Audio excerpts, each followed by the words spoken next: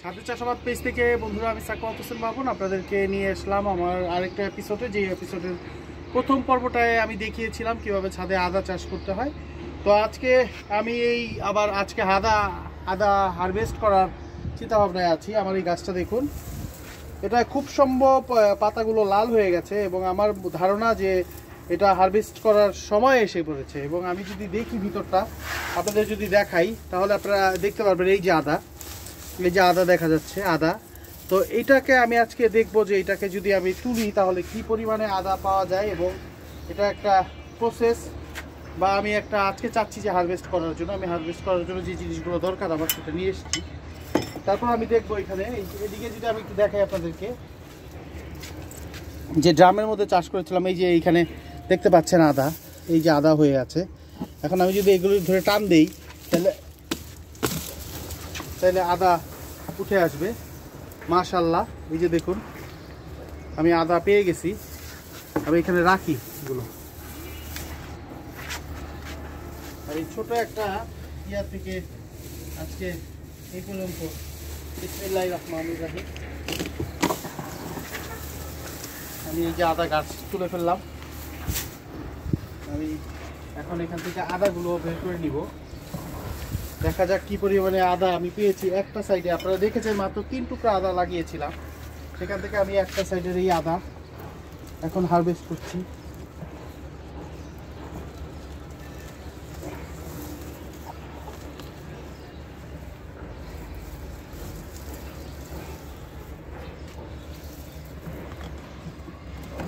এখানে আদা শুধু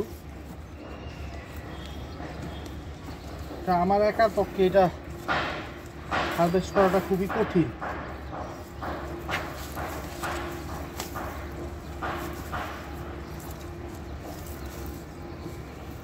মাই গড,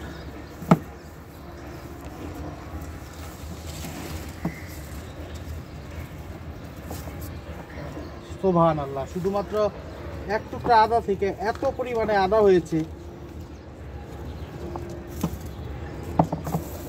এটা আমি কিভাবে হারভেস্ট করবো?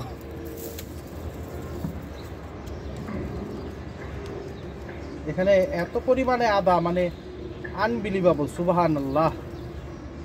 এটা শুধু আল্লাহর কুদরতি। আমি দেখাচ্ছি, এখানে আমার একটা আম গাছ আছে, গাছটা নষ্ট করা যাবে না। গাছটাকে একটু প্রোটেকশনের জন্য ছিল, ওইটার পাশে আমি আদা গাছটা লাগিয়েছি। ভিডিওটা একটু দীর্ঘ হইতে পারে, কারণ আমি আদা আপনাদেরকে পুরোটাই দেখাবো কিভাবে আদাটা।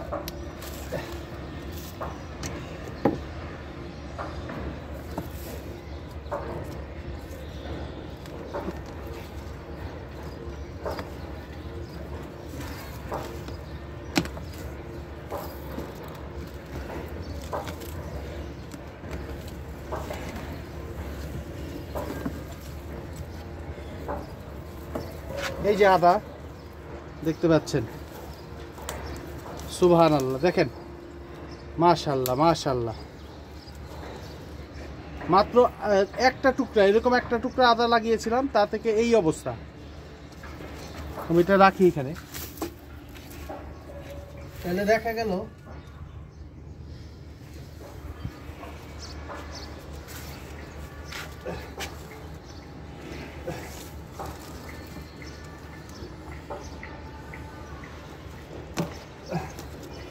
বন্ধুরা, শুধু তো দেখুন আরো আছে, আল্লাহর রহমতে আরো আছে, চিন্তা করার কিছু নাই।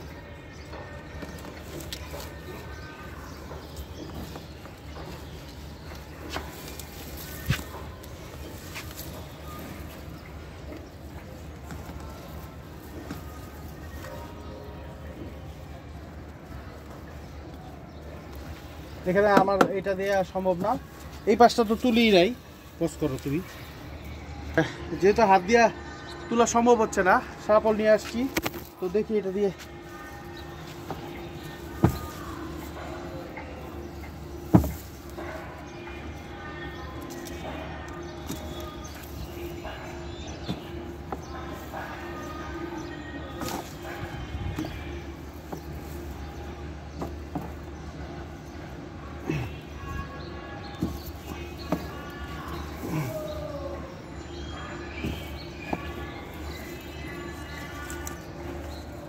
বন্ধুরা এখানে অনেক বড় একটা চাকা রয়ে গেছে, শুধু এই পাশটাই।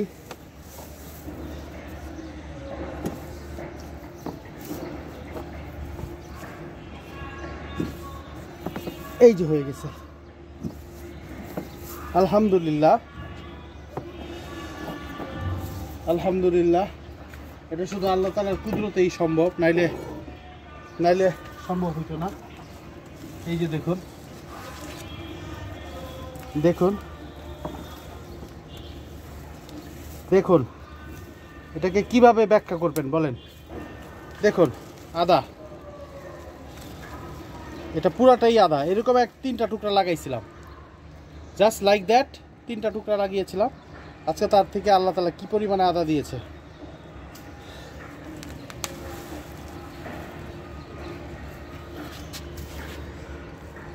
দেখুন, সুবহান আল্লাহ, না বলে উপায় নাই, কারণ এটা একটা কি জাতের আদা আল্লাহ জানে। বাজার থেকে একটা টুকরা চায় আনছিলাম এবং কোনো খাবার নাই, যত্ন নাই, শুধু কিছু করেছি। তার থেকে দেখুন আদা। এখন তো আমার এই আদা তুলতে তো এখন লাগতেছে যে আমি এটা এখন তুলবো কিনা, যে আমার এটা প্রয়োজন নাই, এখন তোলার দরকার আছে। এখন এত আদা যেটা পেয়েছি, তারপর তো এই যে গাছটা রয়ে গেল, এগুলো তো তোলার কোনো ইচ্ছা বা আগ্রহ আমার মধ্যে পাচ্ছি না। এত আদা দিয়ে আমি কি করব? তো বন্ধুরা, আজকে আপনাদের আদার এই একটা অংশ তুলে দেখালাম, কারণ আমি আরেকটা অংশ তুলতে যেয়ে টায়ার্ড হয়ে গেছি। কারণ সুবহান আল্লাহ, আলহামদুলিল্লাহ, লা ইলাহা ইল্লাল্লাহ, আল্লাহু আকবার। তো এই যে সামান্য একটা ড্রাম, আমরা দেখি একটা ড্রামে আদা চাষ করলে আপনি কি পরিমাণে আদা পাবেন। তো সামান্য একটা ড্রামের মধ্যে চাষ করে যদি আমরা 3 টুকরা আদা এই পরিমাণে পাই, এই আদা বাজারে 200-250 টাকা কেজি এখন বর্তমানে, এবং আমি যখন লাগাইছিলাম তখন 400 টাকা কেজি ছিল। তাহলে বন্ধুরা দেখুন, এই স্বাদের চাষাবাদটা আসলে অনেকভাবেই আমরা করতে পারি, এবং এটা একটা আপনার কি বলে লাভজনক। যেমন পরিশ্রম আছে, আবার এই যে আনন্দ। তো বন্ধুরা, এই আনন্দটা শেয়ার করা আসলে কোনোভাবেই যায় না। দেখুন এই যে আদা, পজ করো। তো বন্ধুরা দেখতে পাচ্ছেন যে আদা হারভেস্টিং শেষ। 3 ভাগের 2 ভাগ করেছি। 2 ভাগের মধ্যে আমি এই আদাগুলো পেয়েছি, আল্লাহর মধ্যে ধুয়ে এগুলো রাখলাম এখানে। তো দেখেন, আমার কিন্তু ধারণা ছিল 2-3 কেজি পাবো।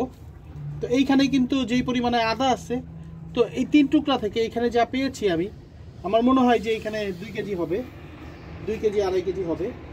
তো সামান্য 1 টুকরা আদা থেকে আমরা এইটা পেয়েছি, এবং আমার গাছের এই অবস্থায় এই গাছটাকে, আর বাকি ওই অংশটা রাখলাম ওইটা আমি, কারণ এটা পরে আবার দেখা যাক, পরে কাটবো। আর এইখানে দেখতে পাচ্ছেন এই যে এগুলো আগাছা, এগুলো হয়ে গেছে, এগুলো আর কোনো কাজ নেই। এই হচ্ছে, তো এই ছিল ছাদে আদা চাষের ইতিবৃত্ত। আজকে এই সেকেন্ড পার্টটা আমি প্রকাশ করলাম, কারণ সেকেন্ড পার্টটা প্রকাশ করা উচিত। একটা কাজ করলে সেটার পরিপূর্ণ কি হয় সেটা তো দেখার। 6 মাসের মধ্যে আজকে এই অবস্থায় এসেছে আদা চাষ। তো আমরা চাইলে ছাদেও আদা চাষ যে করতে পারি সেটার প্রমাণ, এবং আমরা যেখানে যে পারি 1 টুকরা 2 টুকরা আদা লাগিয়ে দিলে, এই যে এখান থেকে আমি আবার বীজ রাখবো, এই একটা বেছে এখান থেকে একটা বীজ রেখে দিব, আবার সেটাকে দিয়ে আবার নতুন করে চাষ করব। তবে আদার মাটিটা যেটা হইতে হবে, একটু বালু মাটি হইলে ভালো হয়। একটু বালু মাটি যুক্ত, যেটার মধ্যে আপনার আমরা ছাদ যেই করি, ছাদ বা বিল্ডিং করতে যেই বালুটা থাকি মাটির সাথে, সেইটা মিশিয়ে এবং জৈব সার মিশিয়ে যদি আমরা এইভাবে চাষ করতে পারি, তাহলে আল্লাহর রহমতে এই ধরনের আদা আমরা চাষ করতে পারবো। তবে যে যেখান থেকে আমার এই ভিডিওটা দেখছেন, সবার জন্য অনেক অনেক শুভেচ্ছা, ভালোবাসা। বেশি বেশি করে গাছ লাগান, কারণ গাছ প্রেমিকই দেশপ্রেমিক।